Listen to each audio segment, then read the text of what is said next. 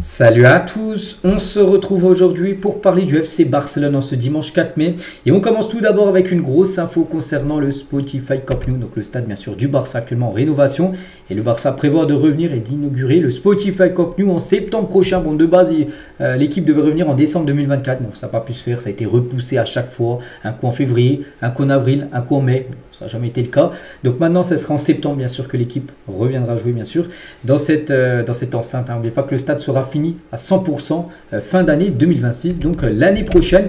Et actuellement, donc la pelouse est en train d'être mise, mais ça ne sera pas la pelouse définitive. Donc l'herbe installée actuellement au Spotify Camp Nou n'est pas la dernière. Donc c'est un tapis qui aide à améliorer l'engrais et la croissance de l'herbe finale. Donc elle sera retirée, voilà, cette herbe-là. C'est juste pour que ça améliore la croissance en gros de l'herbe finale, après ce qui sera définitive bien sûr du côté du Camp Nou. Voilà, quelques infos pour commencer avec le stade. Donc on continue, on va parler de Léo Messi, légende au club.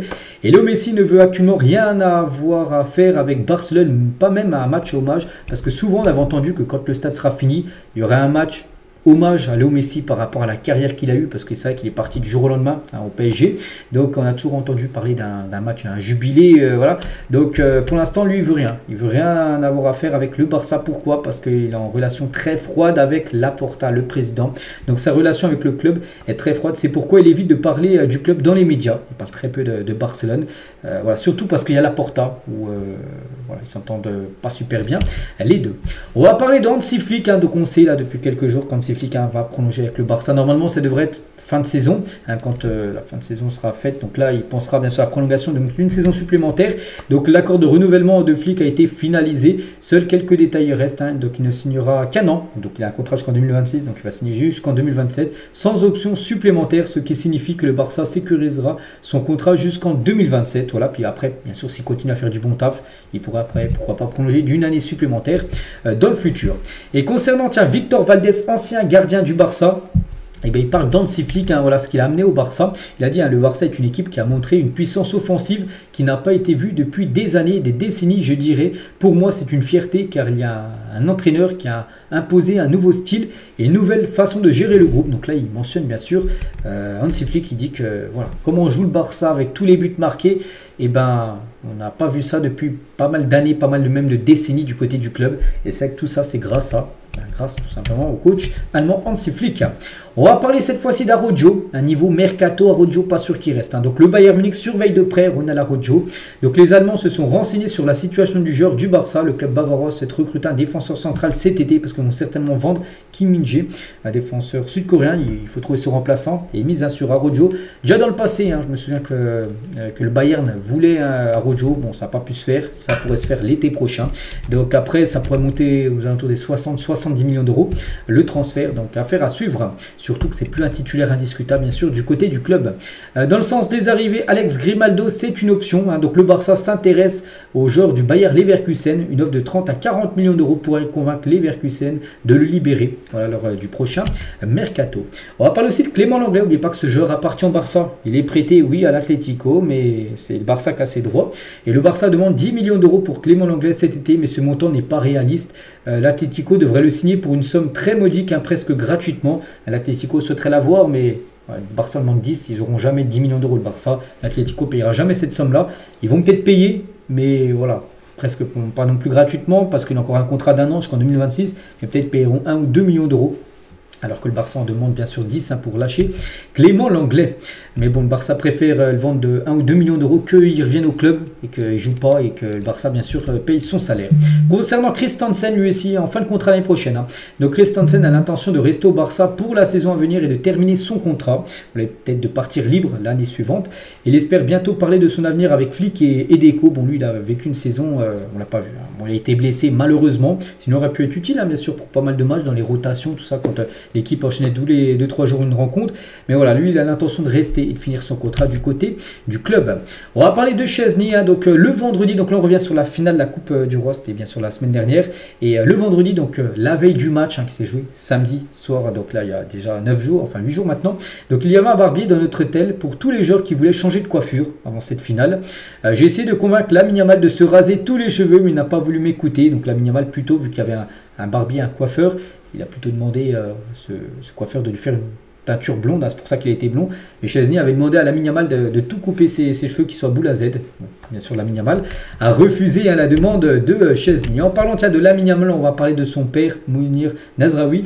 Donc, quand Lamine Yamal est né, je lui ai dit qu'il serait le meilleur joueur du monde. Dieu merci, c'est arrivé. Actuellement, il fait partie des meilleurs joueurs du monde. Lamine est toujours avec le père de Lamine, donc Vizca El Barça. Donc, vive le Barça, même si j'adore le Real Madrid. C'est ça qu'on a déjà pu le voir avec des vidéos en plus qu'on tournait là récemment où il avait célébré un titre du Real Madrid en 2022, je crois, il y a 2 ou 3 ans. Donc bon, il a dit même si j'adore le Real Madrid, j'en ai rien. C'est le Barça qui me nourrit, parce que c'est Lamine Yamal, son fils, qui touche un gros salaire. Et bien sûr, Lamine verse un peu d'argent à son père. Donc voilà, même s'il adore le Real, il soutient plutôt le FC Barcelone. On revient nous sur Szczesny. Il y a quelques déclarations de sa part. Donc j'ai le soutien, mais j'espère qu'Arsenal ne gagnera pas la Ligue des Champions cette saison. Bon, Arsenal jouera son match retour contre le PSG, bien sûr, à le laisser comme le Barça contre l'Inter.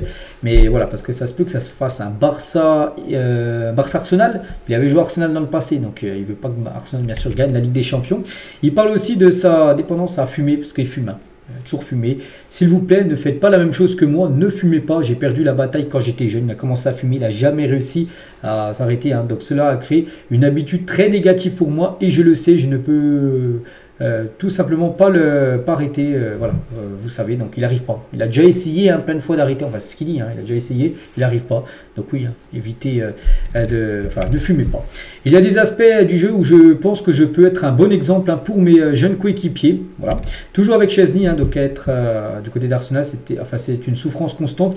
Mais j'aime la souffrance, je fais partie de ces fans fous. Je regarde tous les matchs et les conférences de presse d'Arteta. Bon, il suit beaucoup Arsenal. Après, bien sûr, c'est un Arsenal-Barcelone en finale de Ligue des Champions. Et là, il sera totalement contre, bien sûr, Arsenal. Et comment était-ce de partager le vestiaire avec Emiliano Martinez, qui était... Lui, il était numéro 1, Szczesny, et Martinez, maintenant gardien d'Aston Villa, gardien argentin, numéro 2. Il a dit qu'il était très jeune, plein d'émotions. Il est parti en prêt et les choses ne se sont pas bien passées. Il s'est assis sur le banc pour nous et c'était frustrant pour lui. Une fois installé, il est devenu le gardien de but que nous voyons aujourd'hui. Parce que bien sûr, il était déçu. Martinez, il n'aimait pas être numéro 2 dans une équipe. Et avant chaque match, un pauvre Victor vient me voir et me dit ne fais pas de pénalty aujourd'hui. En gros, fais pas une faute qui va faire un penalty. Donc c'est une sorte de blague entre nous. Voilà. Paul Victor il dit ça à chaque fois avant une rencontre. On va parler d'un tout jeune joueur, les gars. On a l'impression, je ne sais pas qui c'est ce petit blond là. Donc il s'agit de Michal Zuc. Voilà, Michal Zuc du Barça, de capitaine de l'équipe d'Espagne U16. Et bien sûr, il est du côté de la Masia.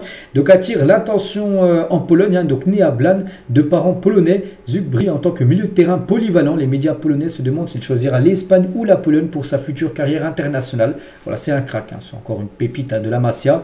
Et ce joueur, les gars, il impressionne. On ne sait pas s'il va représenter l'Espagne ou la Pologne dans le futur. Il va devoir trancher. Et on finit avec une déclaration de Jong par rapport à son retour. C'est que là, actuellement, il est à sa version prime. Enfin, voilà, tout le temps titulaire. Souvenez-vous, il a une longue blessure. Et quand je suis revenu de blessure après une longue période, je ressentais encore quelques douleurs. Je ne pouvais plus faire certaines choses comme avant. Je savais que ça prendrait du temps, mais c'était frustrant parce que parce que tu veux jouer et revenir le plus vite possible. Maintenant, je me sens beaucoup mieux. C'est qu'il avait repris, mais il avait toujours mal à la cheville. Et depuis là, il n'a plus du tout mal et ça se sent dans ses performances. Parce que lors des derniers matchs, bien sûr, Frenkie de Jong est bien évidemment très bon. Donc voilà les gars ce qu'il y a à dire aujourd'hui. J'espère que ça vous a plu. Donc on se retrouve demain. On parlera bien sûr du match hier contre Valladolid comme on le fait chaque lundi. Et voilà, on commencera aussi à parler du match contre l'Inter. Le match retour de Ligue des Champions prévu maintenant après-demain. Et je vous souhaite une bonne journée et à demain.